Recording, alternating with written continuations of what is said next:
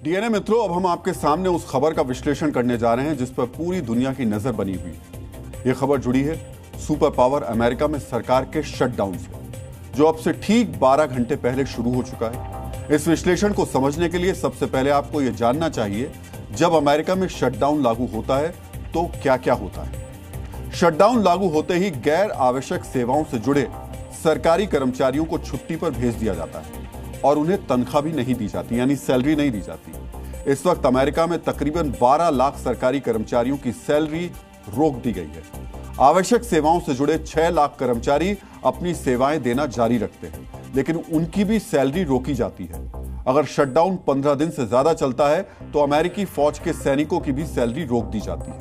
इसी वजह से आशंका जताई जा रही है कि 13 लाख अमेरिकी फौजियों की भी सैलरी रोकी जा सकती है। दरअसल अमेरिका में शटडाउन ऐसी स्थिति को कहा जाता है जब सरकारी खर्चों के लिए फंडिंग जो है वो पारित नहीं की जाती।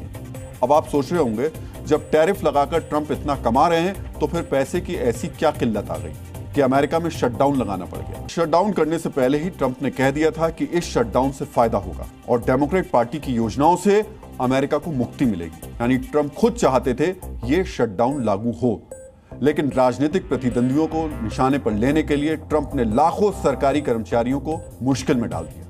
ट्रंप ने किस तरह शटडाउन को अंजाम तक पहुंचाया, यह भी हम आपको बताएंगे, लेकिन उससे पहले हम आपको अमेरिका में शटडाउन का इतिहास बताना चाहते हैं। आप चाहें तो इस जानकारी को नोट भी कर सकते हैं। आज से पहले अमेरिका में 20 बार शटडाउन लागू किया जा चुका है। सबसे पहला शटडाउन 1976 में लगाया गया था और 20वां यानी पिछला शटडाउन 21 दिसंबर 2018 को लागू किया गया था। यह शटडाउन 34 दिनों का था और अमेरिकी इतिहास में सबसे लंबा भी था। 2018 का शटडाउन ट्रंप के पहले कार्यकाल में लगाया गया था। तब कहा गया था कि प्रवासियों की नीति को लेकर ट्रंप खुश नहीं थे, जिसकी वजह से हालात शटडाउन की हद तक पहुंच गए। इस बार ट्रंप को राजनीतिक विरोधियों को जवाब देना है, तो दोबारा शटडाउन को हथियार बनाया गया है।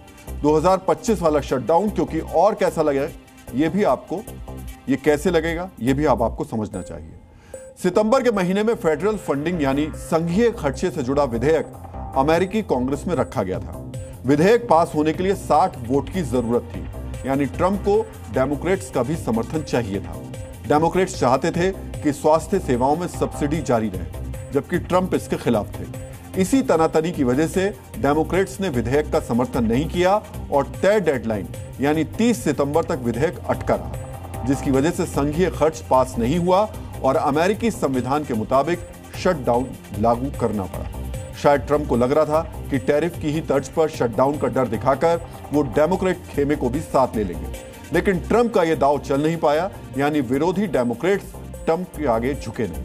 अमेरिका में शटडाउन लागू होते ही इसका आर्थिक असर भी नजर आने लगा। अमेरिका में हुई इस हलचल का पहला प्रभाव सोने पर दिखाई दिया।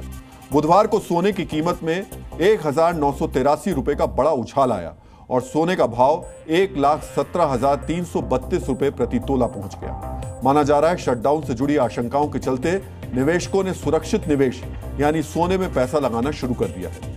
जानकारों का यह भी मानना है, अगर यह शटडाउन 2 से 3 हफ्तों तक चला तो सोने की कीमत काफी ऊपर जा सकती है।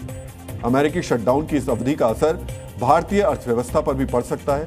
आर्थिक विशेषज्ञ मान रहे हैं, अगर शटडाउन छोटा रहा तो इसका ज्यादा असर नहीं होगा, लेकिन अगर इसकी अवधि बढ़ी तो इससे अमेरिका को भारतीय निर्यात और अमेरिका में बसे भारतीयों से आने वाला पैसा दोनों प्रभावित होंगे। इस असर को आप आंकड़ों के जरिए बेहतरीन तरीके से समझ सकते हैं। कुछ अनुमानों के मुताबिक कस्टम कर्मचारियों को छुट्टी पर भेजे जाने से अमेरिका को होने वाले भारतीय निर्यात में 1% की गिरावट हो सकती है। गैर आवश्यक सेवाओं से जुड़े भारतीयों से आने वाले पैसे में भी 5 से 10% तक की गिरावट आ सकती है। अगर शटडाउन की वजह से अमेरिका में मंदी आने की आशंका बढ़ी तो भारतीय स्टॉक बाजार में 2 से 3% तक की गिरावट देखी जा सकती है। अगर भारतीय आईटी कंपनियों को अमेरिकी क्लाइंट्स से समय से पैसा नहीं मिला तो उनके मुनाफे पर भी तकरीबन 5% तक का नकारात्मक प्रभाव पड़ सकता है। हालांकि एक तथ्य यह भी है कि 2018 में जब 34 दिन तक शटडाउन चला था तो उसका भारत पर ज्यादा प्रभाव नहीं पड़ा था, लेकिन इस बार ट्रंप कुछ अलग मूड में नजर आ रहे हैं। अमेरिका के लोग शटडाउन से डरे हुए हैं और ट्रंप के दिमाग में सिर्फ और सिर्फ नोबेल पीस प्राइज चल रहा है। सीज फायर और नोबेल पीस प्राइज लगता है ट्रंप के शब्दकोश में है। यही 2 शब्द छपे हुए हैं। शायद इसी वजह से ट्रंप को दुनिया में जारी अस्थिरता दिखाई नहीं दे रही और ना अमेरिका में चल रही उथल पुथल। उनका पूरा ध्यान सिर्फ और सिर्फ नोबेल पीस प्राइज पर केंद्रित है।